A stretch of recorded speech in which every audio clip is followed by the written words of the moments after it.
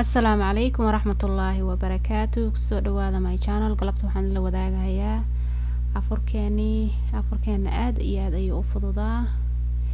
Waxyaalihii aan ka sameeyay iyo siyaalihii aan u diyaarsaday daawasho wacan. Hadda salad ayaan samaysanayaa. Yaanyada yaryarka oo saladka lagu darsaday ayaan halkaa ku haystaa. Quinoa aad u caafimaad u leeyahay. Protein waa ku jiraa inta yarta oo koob halfkiisan kasoo diyaarsaday. Feta cheese ayaan ku darsan doonaa. Lettuce, xabad liin oo dressing ka samaysan doono, basal jeex ah, oregano oo qalalan, kabsar caleen qalalan, midda qoyan hadda haysto ku darsan kartaa. Quinoa karinayaa waqti dheerna ma qaata karintiisa. kadibna qudaarta ayaan sii jarjaranayaa intuu ii karaayo. Lettuce baan jarjaranayaa hadda. Waa cunto aad iyo aad u caafimaad badan runtii oo kaligeed ayaa ku noqon karta meal oo cunto ku noqon karta adigoo wax kale aanan ku darin oo wax kale cunin runtii. Saladkan ma aha saladka oo cuntada dhinaca laga saarto, waa salad oo bariiska iyo baastada dhinaca laga saaro, waa salad kaligiis baaquliga lagu saxanka lagu ridan karo ama baaquli oo qaada kaligiis lagu cuno. aad iyo aad bayna caafimaad u leedahay. basashii ayaan jabka goosanayaa. color iyo cinaha iyo caraf ayaan ka rabaa. xogaa slice aan ka goosanaya aan slice u jartay.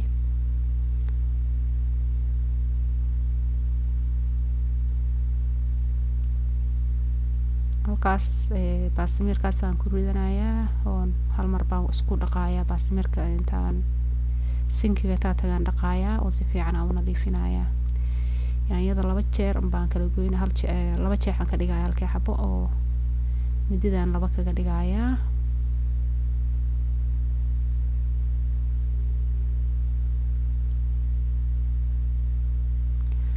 hadda anaga soonka waxaa nooga harsanayd 45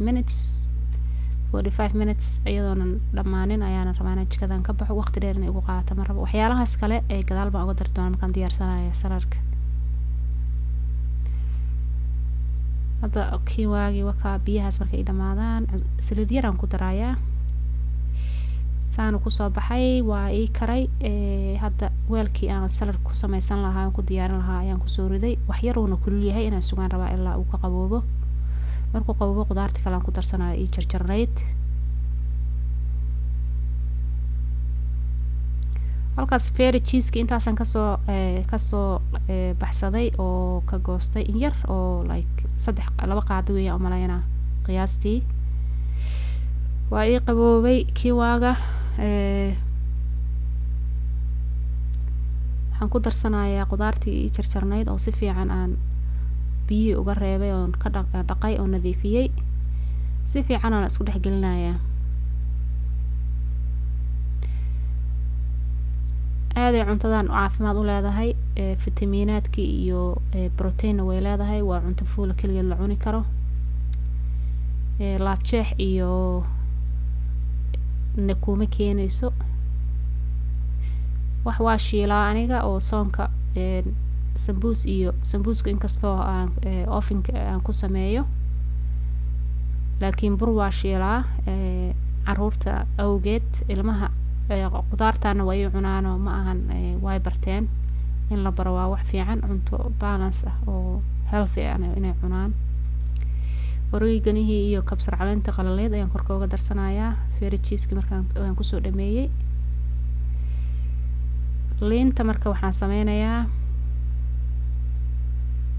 anay kusoo baxday aad oo maaragtay maasha Allah waa colorful. caafimaadkan aad ay ugu fiican tahay runtii. liinta waxaan ka samaysanayaa dressing. aniga ma jeceli dressingska oo midka oo la sameeyay oo stoorada yaala ma jeceli. mid natural inaan ka samaystaan jecelahay. liintaas iyo malab iyo filfil yar aan isku darayaa oo tuman ama shiidan. kadibna markii aan diyaarinayo cuntada oo la cuni rabaan korka liintii iyo malabkii ayaan korka wax yar ka saas kaga dadka qaarkood saliid ku darsadaan laakiin kuma darsado aniga saliid. hadda waxaan sameysanayaa suubkii oo kalluunkaas laga sameeyay iyo lentils iyo qudaartaas kale. barbarooni halka ii yaala kala nooca, basashii 3 xabo yaanyo iyo carrots aan fiiqday, paprika, xawaaji aniga aan samaystay iyo oregano. a lot of seasoning inaa ku dartid maaha, waxyaalaha dhan aan isticmaalayo waa natural. maanta waxaan isticmaalayaa qudaarta waa soo jarjartay saasaan soo jarjartay yaanyadii iyo carrotkii iyo basashii halka igu jira, kalluunkii, lentiliska yarkaan ku darayaa, xawaaji aniga aan sameeyay iyo waxyaalihii kale. digsigaana isticmaalayaa instapotka ah, qof walba digsigu markaa haysta ayuu isticmaali karaa. aniga howl fududeys uu yahay, jikada inaan waqti dheer dhex joogo ma jecli, marka sidaas aan u isticmaalayaa, waa howl fududeys.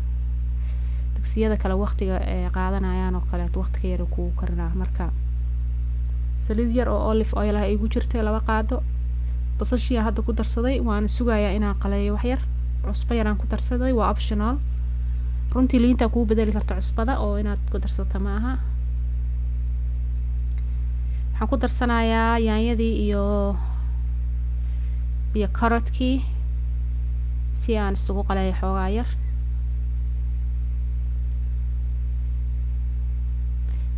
barbarooni kala nooca halkaas igu jira, gadaal aan uga dari doonaa. rosemary-geygii oo fresh ka ahaa geed ii yaalay ayaan kor kasoo jabsaday, in yaraan ku daray oo rosemary, 1 xabo rosemary halaan, paprika in yar oo paprika ah,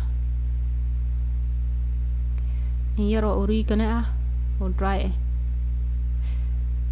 rosemary-ga aad u carfan yahay, ma baahna waxyaalo kale inaad kusii dartid. hadduu rosemary oo ku yaalo oo fresh heli kartid, rosemary-gaaba caraf ka dhigaayo oo runtii digsigana carafta ma sii daayo. hadda lentiliskii baan ku daray, digirta jaalaha waa lentilka. barbarooniyaashii baan ku darsaday, insha allah wax yaraan markaas dhex gelinayaa si ay si fiican ugu qalaysanto. dhadhan fiicana kaaga soo baxaya markii aad qalaysid digsigan, laakiin uma baahna waxyaalo badan inaad wax walba hal mar ku rido daboolka saarto. cunto fiicana kaaga soo baxayso mar walba, marka wax ma aha kaa kala bislaanaya iyo wax walba wuxuu kugu karinayaa evenly. hadda qudaartii waa isku kala dhex gashay oo si saas u eg tahay, maasha allah, aad u carfaysaa. kalluunkaan ku darsanayaa, sateegana waa daminayaa oo kii aan ku shiilay qudaarta waa sateega. hadda barasharkaan rabaa inaan ku kariyo. waxaan ku darsaday qiyaastii koob biyo ah. biyaha waad u qiyaasan kartaa, saanay kusoo baxeen. hadda waxaan rabaa barasharka inaan ku kariyo. biyaha waxay ku xiran tahay thicknesska rabtid adiga, haddii aad rabtid jilaac iyo haddii aad rabtid inay culays ku ahaato suugo camal oo maraq camal oo wax lagu cunayo moofo. aniga suub ahaan aan u isticmaalayaa. malaygana biyuu leeyahay. 18 daqiiqaan karinayaa oo barasharka geliyay, waana ka tegayaa oo markay ii dhameeyaan kusoo noqon doonaa.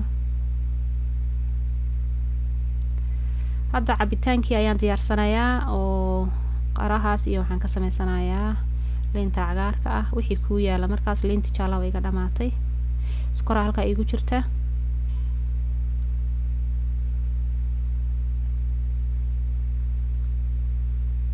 sokorta waa u qiyaasan kartaa runtii, aniga sokor badan kuma daraayo.